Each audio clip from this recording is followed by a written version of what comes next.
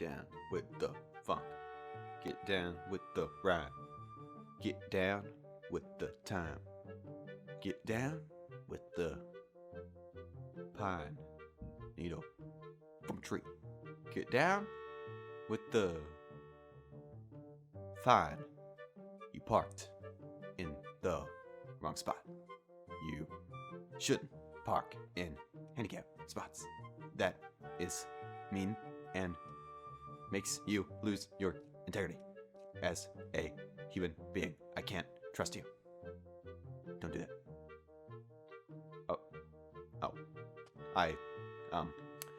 I was doing an exercise. I accidentally hit my timer. Like halfway through that thing, I was like, should I start the episode? I was like, maybe people will find that entertaining. So I hit the timer, and I was like, I hit it, and then I was like, wait, maybe I shouldn't do this. So I kind of just like, halfway through that entire thing, I was like, I probably should just stop doing this. Hey, buddy, I have a thing for you. Let me pull it out of my bag here. I have a letter for you from your very disappointed father. He seems like a little bit of a jerk. Don't know. A letter from my father? What a piece of scum. Awful person. He has a really big nose. Jeez.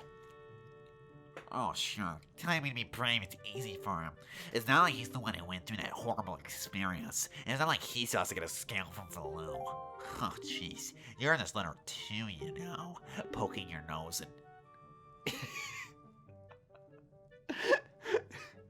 Poking your nose in other people's business. You're nosy, aren't you? Sorry, but I don't really feel like going to see Baloo right now.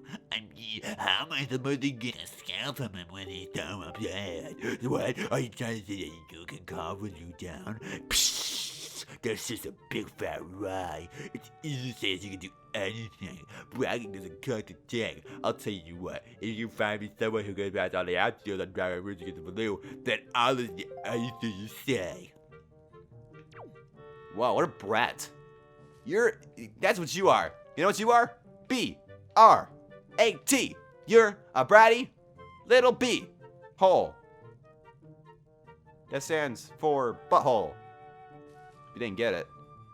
You know, buttholes are pretty interesting. They are. Because, like, I think I don't even like being a human being. Because of the fact that I just feel so disgusted. Like, literally, what we do on a daily basis is we inhale calories, fat, food. We stuff our faces, and now the average fast food, the person that goes to fast food average, is an average human being that eats at a fast food restaurant a few times a year, well, many times a year, I guess, eats 12 pubic hairs a year. And you know what we do? We inhale that food pretty quickly and pretty disgustingly. We just go, oh yeah, Linda, did you hear about my awesome thing that you did today? Oh yeah, oh, so good, I love this cheeseburger. Oh, it's so delicious. Oh gosh, it's so, oh, I love it. And then after we do that scene, we literally go to the toilet, lift it up, pull our pants down, and poop it out in a big fat turd. We're so gross. Like, we're so gross. And then sometimes we burp and we fart like little, it's like a sneak peek of the poop that's coming out later. I don't like being a human because it's disgusting. Like, we're just gross people. We are just designed to be gross. And it's awesome. Like, anytime I want to think of somebody in if I ever think somebody's above me in any way, shape, or form, which I try to avoid, I just picture them pooping. That's what I do. I actually do that on a daily basis. And it helps me out a little bit. Hey, you actually came! I'm really sorry for bringing you such a dangerous place ahead, so I wouldn't have been asked to do this place. You see, this place, there used to be a beautiful spring. I talk so much, but then the great father became so angry, and I said, oh my gosh, I talk so much. Oh, but where's my mind? Tell me, how's Prince Polly? Oh, I'm not so you talking about this one time right now. I may be partially to blame for the bad circle, and I'm Prince Polly, so my mother, oh my gosh, I'm an amazing woman, and she was quite brave and underpassed, so, oh my gosh, I didn't even know what I was supposed to do with him. I'm sorry to ask, but I want to go see the small train that's in a minute, but I need to do something else, but I didn't even know what's behind them, so will you help me?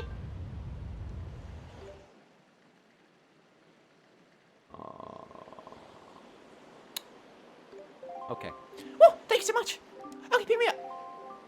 Wow. Shouldn't you bring dinner first? Wait, I'm already picking you up? What?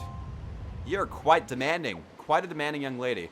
One thing that I should have done when I came into this room. Oh, I have a little bit of opportunity now.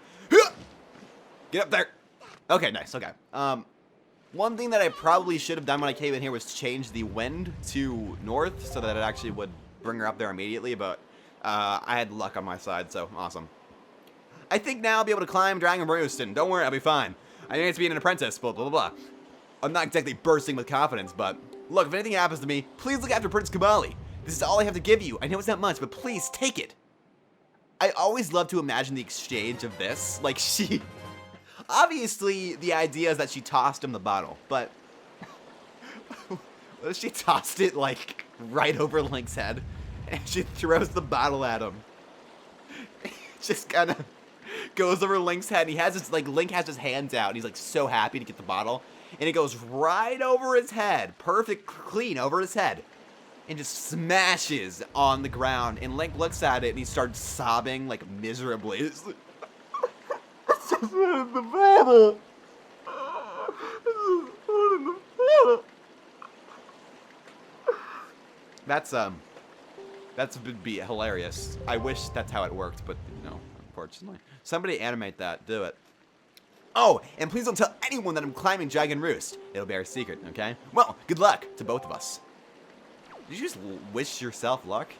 That's not something people do. That's a little bit weird.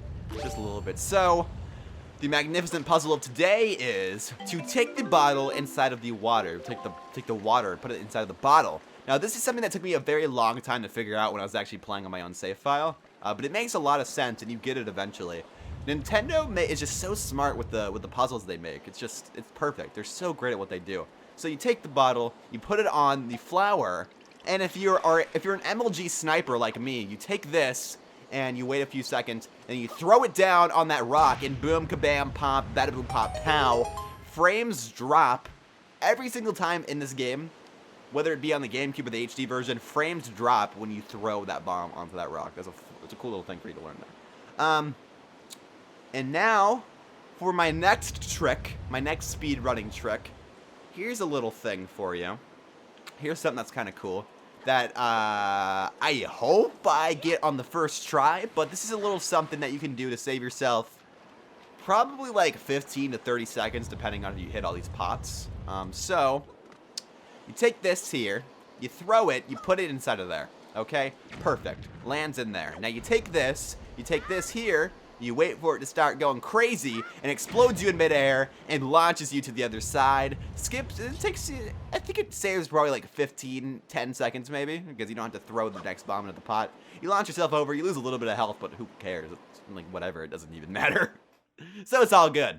And one thing that we're going to do in the playthrough that I'll do off screen for your own convenience is I will, once I get an item in this dungeon, I will actually farm some joy pendants so that we don't have to worry about them later on. Because this is the best place to actually farm joy pendants, and I'll show you why later. So, welcome to the first dungeon in the entire game, Dragon Roost Cavern. An absolutely lovely first dungeon. The design of the dungeon is great. It reminds me a lot of the Fire Temple from Ocarina of Time. Because, like, in the dungeon, there's, like, little champs. Like, there was this whole controversy thing with Zelda and the Fire Temple because of the fact that it used some, like, Islamic prayer or something. And the people that played the game were like, you can't use that prayer. Disgusting. Gross. Don't do it. And, Nintendo got a bunch of flack for it. And I was like, okay. I think it might have been a bad chant. I think it was about something bad, like the devil coming or something. I do not remember, but it was something, there was some controversy with Nintendo, and people were like freaking out about this, and yeah, not good. Not good. Not good for Nintendo, not good for them. They should have been more careful, because one thing that you do with video games is, hey, trust me, you will tick everyone off. That's something that you will never be able to avoid. When you're making really anything, you're always gonna make somebody else mad. It doesn't matter what you're doing. Literally, somebody will find a reason to hate it. It does not matter what it is. That's a true fact right there. Truth with Lancaster Plays. You got a small key. Use it to open locked doors. You can use it only in this dungeon. Don't you try to do any sneaky business and go off to another dungeon and use it, because it won't work. That would be kind of interesting though if it did work that way. Like you could use a key from another dungeon Like, wouldn't that be kind of interesting? I think that'd be a cool little mechanic if you could take a key from one dungeon and use it in another. Like, there were some dungeons that would actually make you go back to other dungeons and like do another puzzle to solve it for. Like, you have to get the way that I would think it'd be used the best is you would actually have to go into a dungeon and find the item in that dungeon, and then you get to a room where you're like, oh crap, I don't have a key, and there's no keys left in the dungeon. What do I do now? So you have to go back to the past temple and use the item you got in the next temple there. And then you go into that room and you get a key. Wouldn't that be pretty awesome? I think that would be kind of cool. And when I was mentioning in the first episode or something about zombie hovering, you do it in this room. And you actually zombie hover from here all the way up there. So that's what you do. Kind of cool. Pretty crazy trick. Your fingers need to be really, really, really strong in order to do that trick. I can't do it. I've never been able to zombie hover, and I don't plan on doing it. And that is a cutscene skip right there. I just skipped a cutscene. Voila! Absolutely magnificent. There's not really that many speedrunning tips and tricks in this dungeon. There's nothing that special in here. It's just a pretty basic, simple dungeon. There's a, like, this dungeon's all about just having technique and knowing what you're doing. And just knowing what comes next and how to do it. And one cool thing right here is you need to know about this. You go 1, 2, 3, 4, then you go down and you'll fall, and you can just go up here. Pretty cool, because if you actually start climbing up all the way, he'll hit you off. That's a thing that you want to look out for. So next time on Lancaster Plays, we will go through this dungeon more and maybe finish it. I don't know. Because this is a very quick dungeon. This is very, very quick. I could see this probably lasting 2 or 3 episodes. But, ooh, fascinating. Link looks quite surprised about something. He's like, oh, jeez. There's a camera in my face. Oh, man, I was kind of angry about it. I don't like cameras. Hold on. See you guys next time.